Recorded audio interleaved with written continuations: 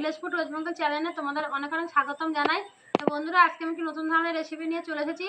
যে রেসিপিটা শেয়ার করব সেটা হচ্ছে পতাকা পরোটা। এই দেখো, এখানে কিন্তু আমি 500 ময়দা নিয়ে নিয়েছি। আজকে এই 500 ময়দা দিয়ে তোমাদের হচ্ছে পতাকা পরোটা দেখাবো। এটা কিন্তু ছোট বড় সবাই পছন্দ করবে।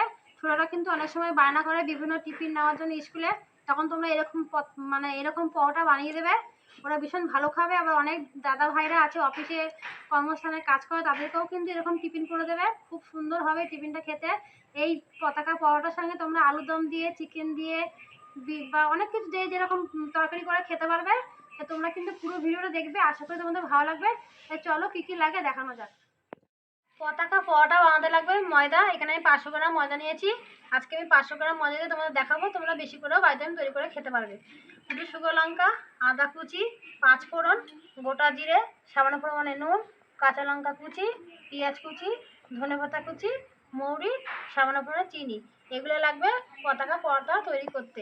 তো আমি এখানে গোটা জিরে, 5 ফোড়ন, মৌরি আর শুকনো লঙ্কাকে আমি আগে কড়াই ভেজে নেবো। ওইদিকে সব জোগাড় করে নিয়েছি, এদিকে উনুনটাকে ধরিয়ে নিচ্ছি।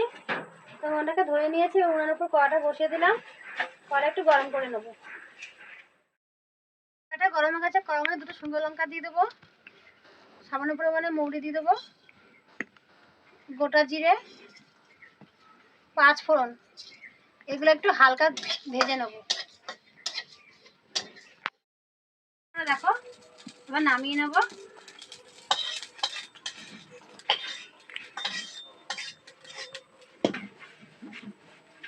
এবার এটাকে বেটে নেবো। কোনো জল দেবে না, শুকনোই বাটবে।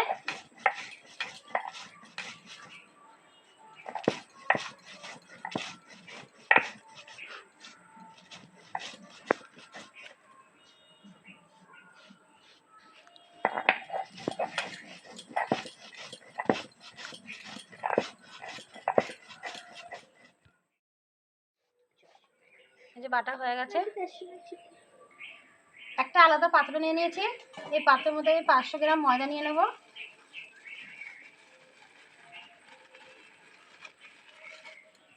এর মধ্যে স্বাদ মতো নুন দিয়ে দেবো, তোমরা তোমাদের মতো নুন দেবে বুঝে।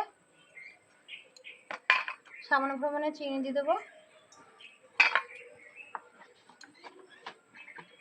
সামান্য পরিমাণে সাদা তেল দিয়ে দেবো,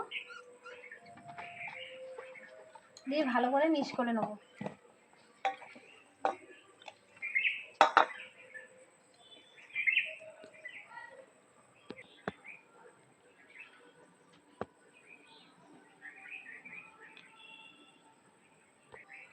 তেল, চিনি, নুন ভালো করে মিশিয়ে নিয়েছি। এবার এর মধ্যে বাকিগুলো দিয়ে দেবো। এই যে মশলাটা যে ভেজে নিয়েছি সেটা দিয়ে দেবো। 1 বাটি পেঁয়াজ কুচি দিয়ে দেবো, ধনেপাতা কুচি দিয়ে দেবো, লঙ্কা কুচি দিয়ে দেবো, আদা কুচি দিয়ে দেবো,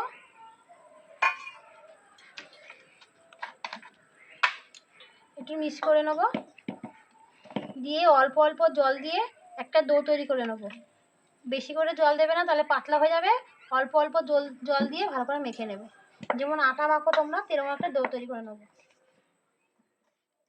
খেতে ভালো হবে আর কিন্তু দেখতে খুব সুন্দর হবে। দেখো, এখনই মাখছি তাই কত সুন্দর লাগে দেখতে। এটা খেতেও কিন্তু খুব সুন্দর হবে। আর মাখা কিন্তু হয়ে গেছে। এবারে এই হাতের সাহায্যে আমি গোল গোল করে লুচি করে নেবো।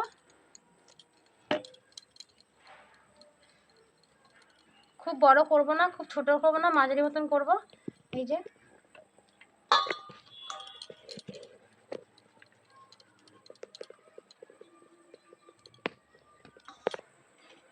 আমার দেখো সব কিন্তু লিচি করে কাটা হয়ে গেছে।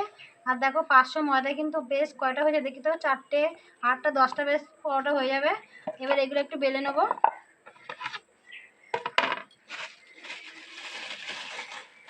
প্রথমে একটু ময়দা ছিটিয়ে নেব।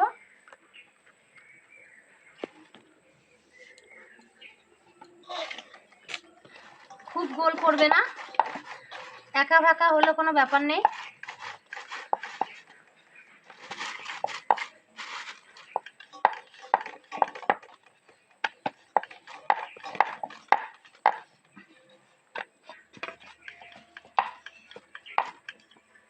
এই যে এইভাবে বাকিগুলো আমি সেম তৈরি করে নেবো। তোমাদের আবারও একটা বানানো দেখাচ্ছি কীভাবে বানাতে হবে। আমি কিন্তু খুব গোল করার দরকার নেই। এই পরোটার নাম হচ্ছে পতাকা পরোটা, এই জন্য কিন্তু বেশি গোল করবো না, একটু একা ফাঁকা ঝাঁকা হবে।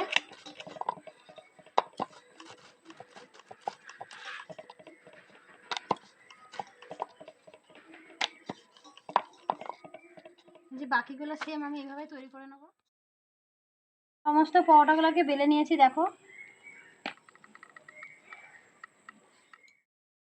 কড়াটা বসিয়ে দিয়েছি। এখন কড়াইয়ের মধ্যে আমি ঘি দিয়ে দেবো। তোমরা কিন্তু সাদা তেলও ভাজতে পারো, কিন্তু আমি এখানে ঘি দিয়ে ভাজবো।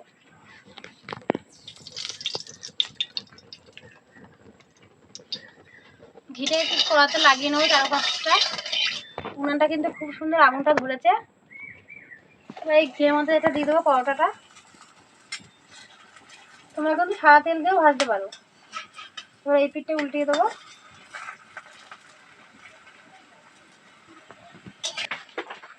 এই পিঠ দুই পিঠে পরোটা ভেজে নিয়েছি, এবার তুলে নেবো। দেখো কতটা সুন্দর লাগছে।